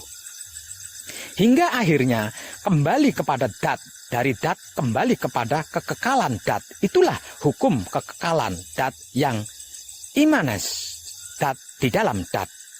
Di dalam lautan ahadiyah terbentuk satu gelombang wahdah. Dari satu gelembung tersebut muncul gelembung-gelembung lain yang banyaknya sangat tak terhingga. Wahidiyah, bila gelembung-gelembung tersebut pecah, maka mereka akan kembali ke dalam lautan ahadiyah yang tenang dan tentram, sempurna, langgeng abadi, tan kenaning wah gingsir. Edan tenan. Romo, seorang yang beriman manakala mendengarkan kemanunggalan jati atau kesempurnaan abadi akan bergejolak pikirannya, akan bergetar hatinya dan berdenyut kelaminnya. Pikirannya yang mana? Hatinya yang mana? Kelaminnya yang mana? Bila yang dimaksud dengan pikiran, hati, dan kelamin adalah inti, maka di setiap sel, bahkan setiap atom di tubuh kita mempunyai inti, yaitu aku bertahta atau bersinggasana di dalam Baitul Makmur yang berada di dalam kepala Adam. Di dalam kepala ada otak atau ubun-ubun. Di dalam ubun-ubun ada manik. Di dalam manik ada budi. Di dalam budi ada nafsu. Di dalam nafsu ada sukma. Di dalam sukma ada rasa. Di dalam rasa ada aku. Aku bertahta atau bersinggasana di dalam Baitul Muharram. Itu rumah tempatku berdiri di dalam dada Adam. Di dalam dada ada hati. Di antara hati ada jantung. Di dalam jantung ada budi. Di dalam budi ada angan-angan. Di dalam angan-angan ada sukma. Di dalam sukma ada rasa. Di dalam rasa ada aku. Aku bertahta atau bersinggasana di dalam Baitul Muqaddas atau Maqdis yang merupakan tempat suciku yang berada di dalam kelamin Adam. Kelamin adalah penis atau kontol. Di antara penis atau kontol ada pelir atau peler. Di dalam peler atau pelir ada nutfah atau mani. Di dalam mani ada madi. Di dalam madi ada wadi.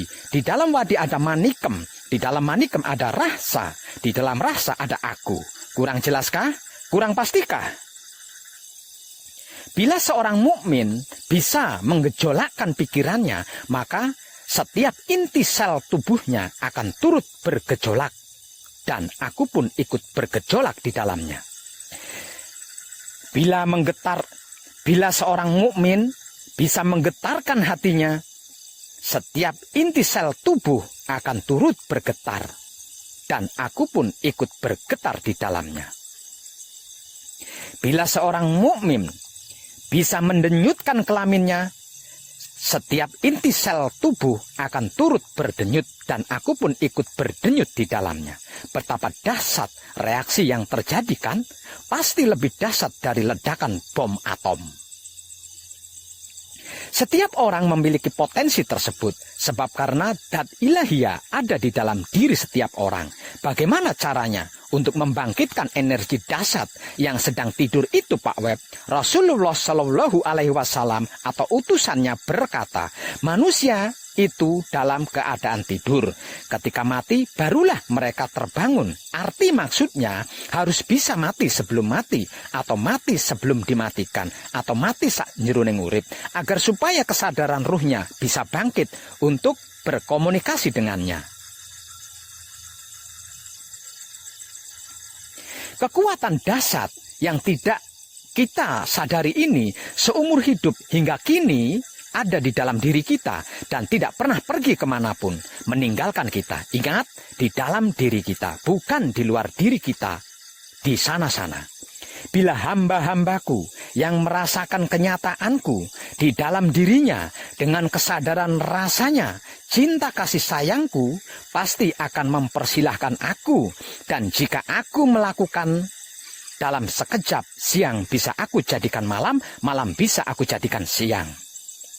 Dan aku akan mencintainya, mengasihinya, menyayanginya. Dan apabila aku mencintainya, mengasihinya, dan menyayanginya, maka aku menjadi pendengarannya, yang dengan itu dia mendengar.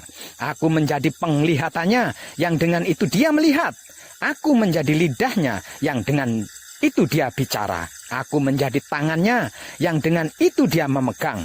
Aku menjadi kakinya, yang dengan itu dia berjalan.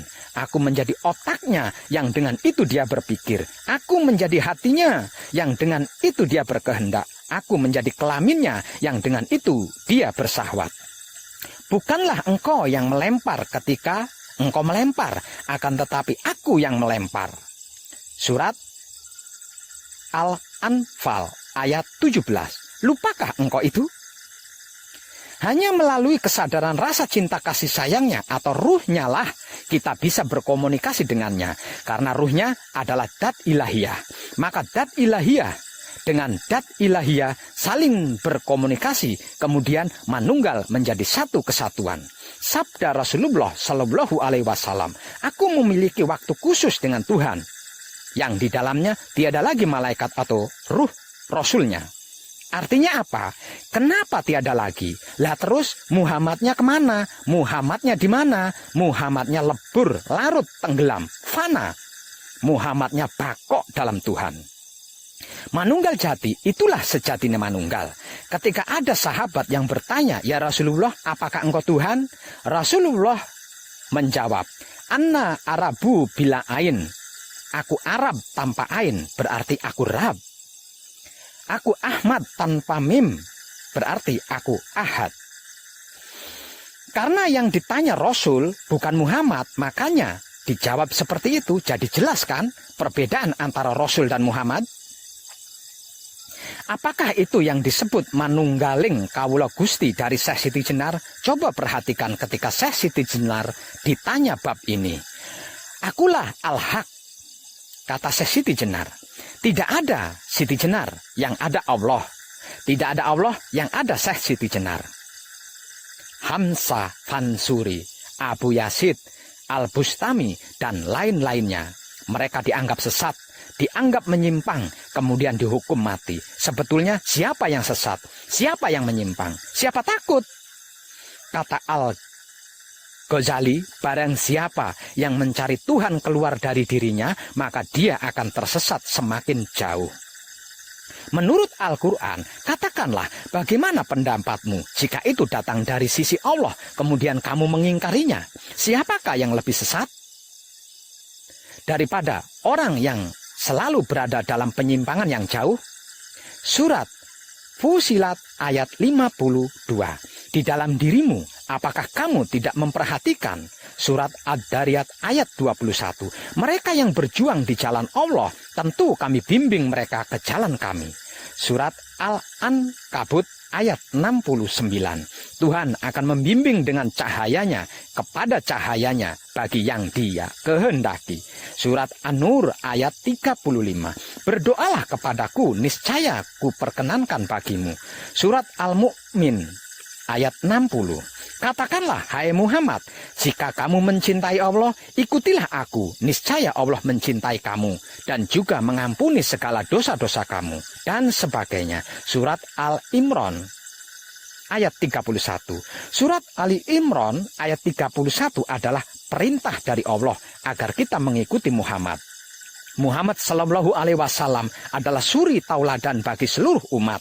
Sifat dan sikap serta perilaku beliau dinote sebagai Al-Quran yang kedua.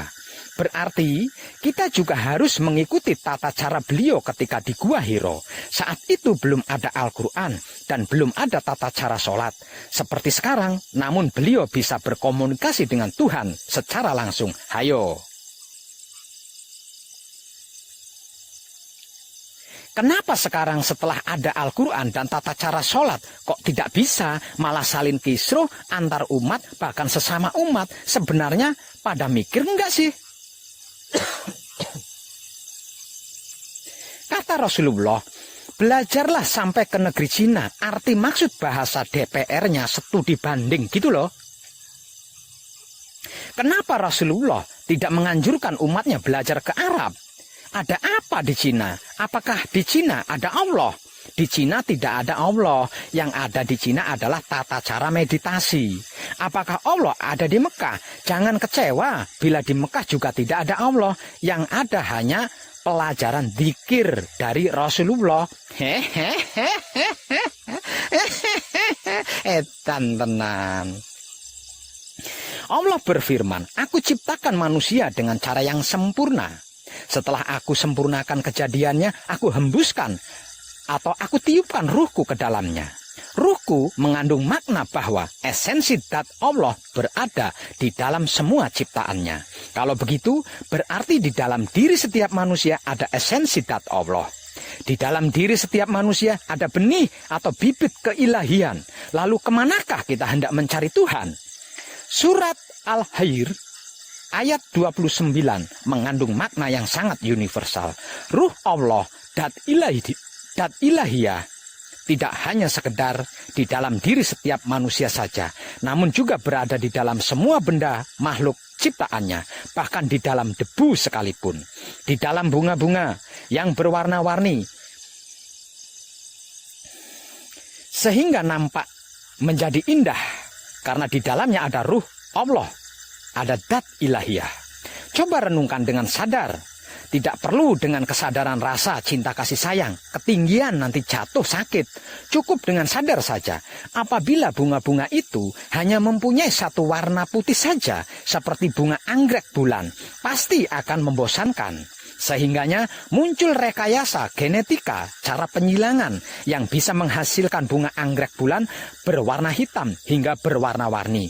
Harga bunga anggrek bulan yang hitam dan yang berwarna-warni lebih mahal daripada anggrek bulan yang berwarna putih. Kalau begitu, lalu kenapa dan mengapa kita harus membeda-bedakan sesama umat manusia berdasarkan ras atau warna kulitnya?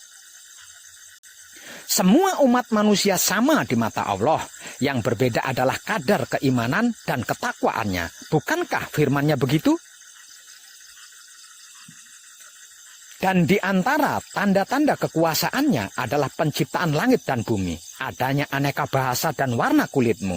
Surat Ar-Rum ayat 22. Orang yang paling mulia di sisi Allah adalah dia yang paling takwa di antara kalian. Surat Al-Hujurat ayat 13. Oleh karena sebab itu, untuk meningkatkan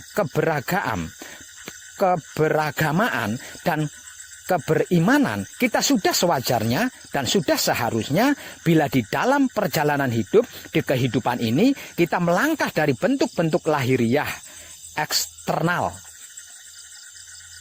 hingga menuju kepada makna yang hakiki yang tersembunyi di dalam diri kita, internal. Nyuwun pangestu lan pengayoman Rama. Dari makna yang tersurat kepada makna yang tersirat, bukankah seharusnya kita begitu, bro? Kata Jalaluddin Rumi, jangan terpaku pada bentuk. Bila kau bijak, ambillah mutiara dari cangkangnya. Oleh karena itu, jangan terpesona. Jalan terus, jangan berhenti di alam lahiriah. Khusus untuk umat Islam, setiap hari minimal 17 kali memohon kepada Allah, tunjukkanlah jalan yang lurus. Surat Al-Fatihah ayat 6. Kemudian Tuhan berfirman, inilah jalan yang lurus menuju kepadaku. Surat Al-Hir ayat 41. Katakanlah, inilah jalanku, aku mengajak kamu kepada Allah dengan penglihatan yang nyata. Surat Yusuf ayat 108. Selanjutnya terserah panjenengan, apakah kita akan melalui jalan tersebut atau tidak.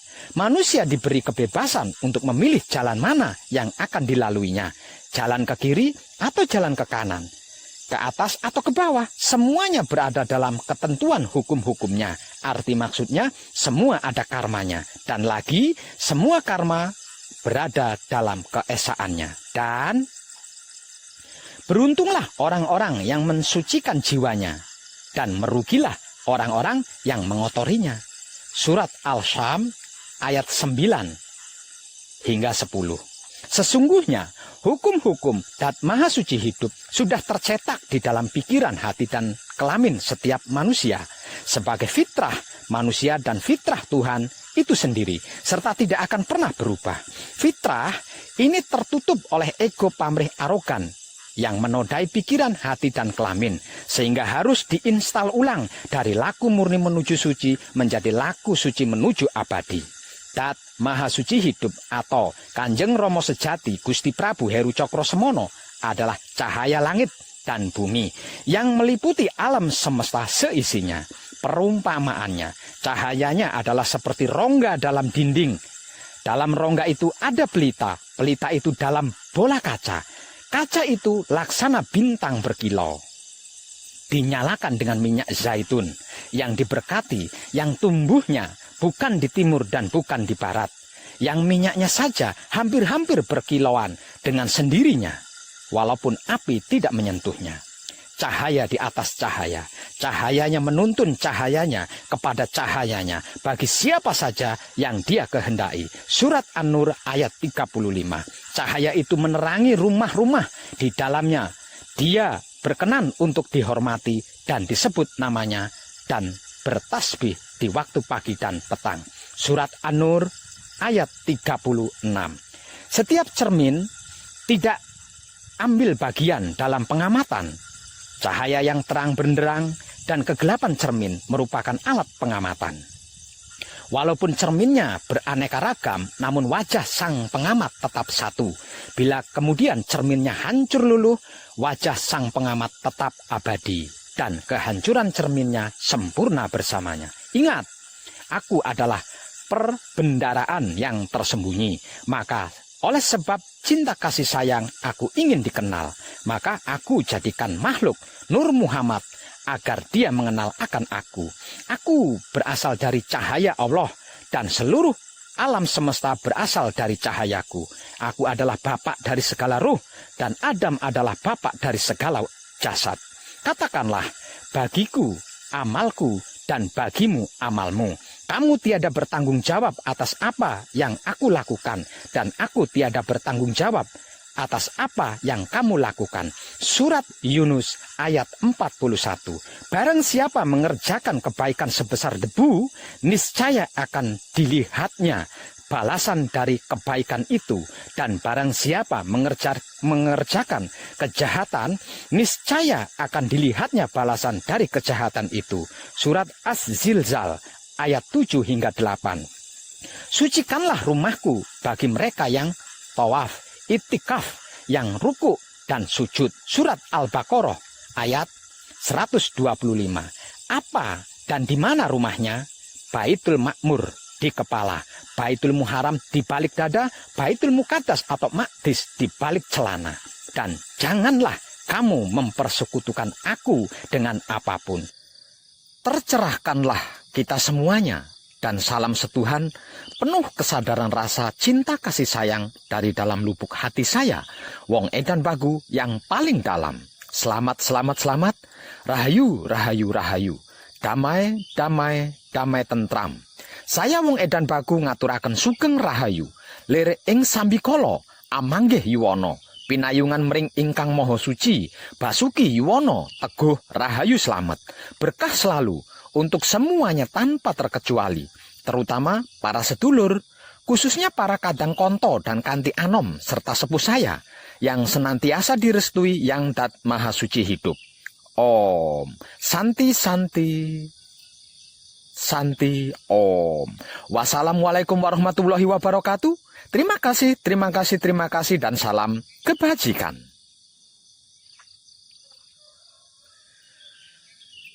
Duh Gusti ingkang Maha Suci, pencipta dan penguasa alam semesta seisinya, Bapak Ibu dari segala ilmu pengetahuan, asal-usul nenek moyang semua makhluk, sungguh murka paduka yang hamba harap.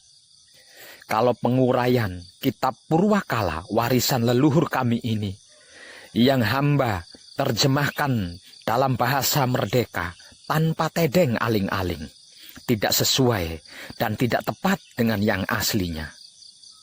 Ini saya lakukan semata-mata demi cinta kasih sayangku kepadamu dan seluruh makhlukmu, supaya tidak ada lagi kecurangan dan kebohongan terkait tentangmu. Dengan ini, saya telah menyampaikan firman-Mu kepada orang-orang yang saya cintai, kasihi, dan sayangi. Maafkanlah saya jika apa yang telah saya sampaikan kepada orang-orang yang saya cintai, kasihi, dan sayangi tidak membuat orang-orang yang saya cintai, kasihi, sayangi segera sadar dan menyadari akan kebenaran-Mu. Ampunilah orang-orang yang saya cintai, kasihi, dan sayangi, dan bukakanlah pintu hati mereka, dan terangilah dengan rahmat-Mu, agar tidak ada lagi kegelapan dan kesesatan di hati orang-orang yang saya cintai, kasihi, dan sayangi. Damai di pikiran, damai di hati, damai di syahwat, damai tentram. Amin.